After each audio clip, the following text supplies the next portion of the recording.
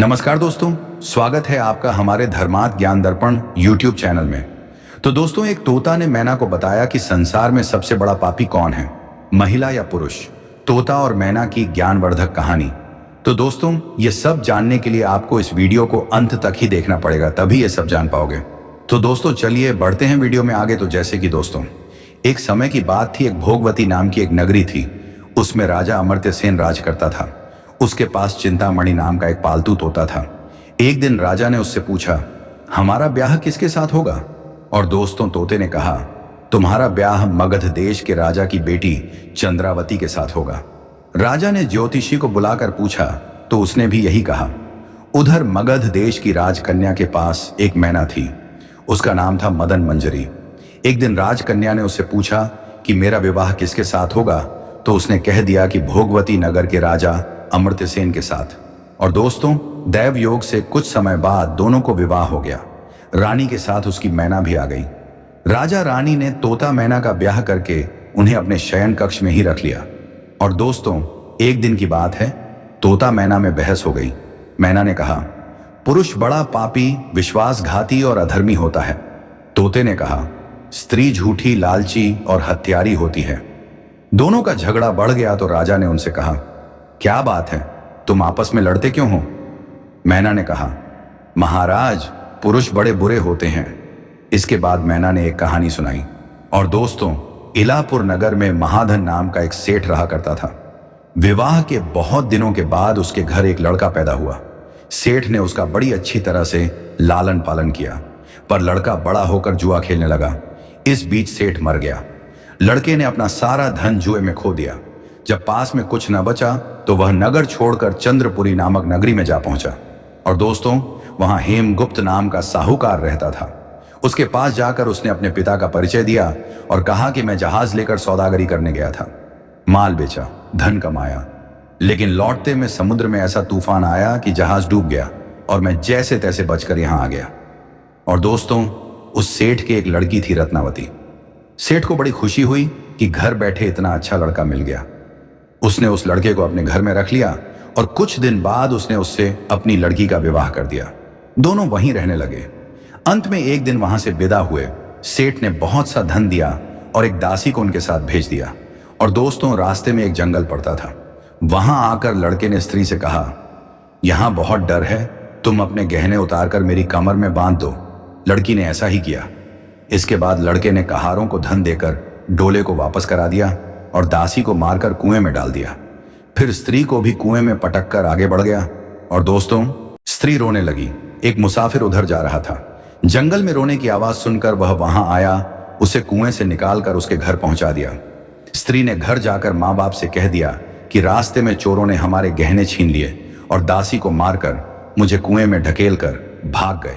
बाप ने उसे ढांढस बंधाया और कहा कि तू चिंता मत कर, तेरा स्वामी जीवित होगा और किसी दिन आ जाएगा। और दोस्तों, उधर वह लड़का जेवर लेकर शहर पहुंचा। उसे तो जुए की लत लगी थी। वह सारे गहने जुए में हार गया। उसकी बुरी हालत हुई तो वह यह बहाना बनाकर कि उसके लड़का हुआ है, फिर अपनी ससुराल चला। वहां पहुंचते ही सबसे पहले उसकी स्त्री मिली। वह बड़ी खुश हुई। उसने पति से कहा, आप कोई चिंता ना करें, मैंने यहां आकर दूसरी ही बात कही है। जो कहा था वह उसने बता दिया। और दोस्तों, सेठ अपने जमाई से मिलकर बड़े प्रसन्न हुए और उन्होंने उसे बड़ी अच्छी तरह से घर में रखा। कुछ दिन बाद एक रोज जब वह लड़की गहने पहने सो रही थी, उसने चुपचाप छुरी से उसे मार डाला और उसके गहने लेकर चंपत हो गया। मैना बोली, महाराज, ये सब मैंने अपनी आंखों से देखा। ऐसा पापी होता है पुरुष। और दोस्तों, राजा ने तोते से कहा, अब तुम बताओ कि स्त्री क्यों बुरी होती है? इस पर तोते ने यह कहानी सुनाई। कंचनपुर में सागर दत्त नाम का एक सेठ रहता था। उसके श्रीदत्त नाम का एक लड़का था। वहां से कुछ दूर पर एक और नगर था, श्री विजयपुर। उसमें सोमदत्त नाम का सेठ रहता था। उसकी एक लड़की थी, जयश्री मैडा। वह श्रीदत्त को ब्याही थी। ब्याह के बाद श्रीदत्त व्यापार करने प्रदेश चला गया। और दोस्तों, 12 बरस हो गए और वह न आया तो जयश्री व्याकुल होने लगी। एक दिन वह अपनी अटारी पर खड़ी थी कि एक आदमी उसे दिखाई दिया। उसे देखते ही वह उस पर मोहित हो गई। उसने उसे अपनी सखी के घर बुलवा लिया। रात होते ही वह उस सखी के घर चली जाती और रात भर वहां रहकर दिन निकलने से पहले ही लौट आती। इस तरह बहुत दिन बीत गए और दोस्तों, इस बीच एक दिन उसका पति परदेश से लौट आया। स्त्री बड़ी दुखी हुई। अब वह क्या करे? पति हारा थका था। जल्दी ही उसकी आंख लग गई और स्त्री उठकर अपने दोस्त के पास चल दी। रास्ते में एक चोर खड़ा था। वह चोर कौतूहलवश देखने लगा कि स्त्री कहाँ जाती है। धीरे धीरे जयश्री सहेली के मकान पर पहुंची। चोर भी पीछे पीछे गया। संयोग से जयश्री के पुरुष मित्र उस आदमी को सांप ने काट लिया था और वह मरा पड़ा था। और दोस्तों, जयश्री ने समझा कि वह सो रहा है। वहीं आंगन में पीपल का एक पेड़ था जिस पर एक पिशाच बैठा यह लीला देख रहा था। उसने उस आदमी के मृत शरीर में प्रवेश करके उस स्त्री जयश्री की नाक काट ली और फिर उस आदमी की देह से निकलकर पेड़ पर जा बैठा। स्त्री रोती हुई अपनी सहेली के पास गई। सहेली ने कहा कि तुम अपने पति के पास जाओ और वहां बैठकर रोने लगो। कोई पूछे तो कह देना कि पति ने नाक काट ली है। और दोस्तों, उसने ऐसा ही किया। उसका रोना सुनकर लोग इकट्ठे हो गए। उसका पति जाग उठा। उसे सारा हाल मालूम हुआ तो वह बड़ा दुखी हुआ। लड़की के बाप ने कोतवाल को खबर दे दी। कोतवाल उन सबको राजा के पास ले गया। लड़की की हालत देखकर राजा को बड़ा गुस्सा आया। उसने कहा, इस आदमी को सूली पर लटका दो। और दोस्तों, संयोग से राजा जब उसे सजा सुना रहा था, वह चोर भी वहां खड़ा था।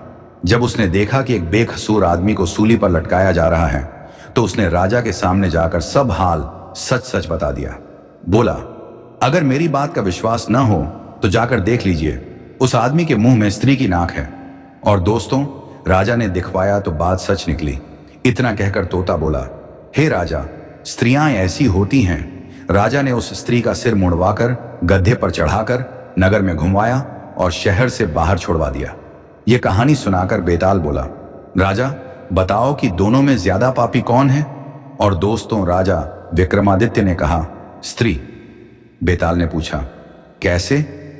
राजा ने कहा, मर्द कैसा ही दुष्ट हो, उसे धर्म का थोड़ा बहुत विचार रहता ही है, स्त्री को नहीं रहता, इसलिए वह अधिक पापिन है। राजा के इतना कहते ही बेताल फिर पेड़ पर जा लटका। राजा लौट कर गया और उसे पकड़ कर लाया। रास्ते में बेताल ने अगली कहानी सुनाई। तो दोस्तों, आपको हमारी यह कहानी की वीडियो कैसी लगी कमेंट करके जरूर बताएं।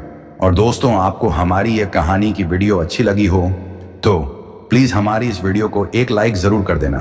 और दोस्तों, आपने अभी तक हमारे इस चैनल को सब्सक्राइब नहीं किया हो तो प्लीज हमारे इस चैनल को सब्सक्राइब जरूर कर देना, क्योंकि आने वाली इसी तरह की हर कहानी की वीडियो की नोटिफिकेशन आप तक सबसे पहले पहुंचे। तो दोस्तों, तब तक के लिए धन्यवाद। मिलते हैं इसी तरह की अगली नई कहानी की वीडियो में।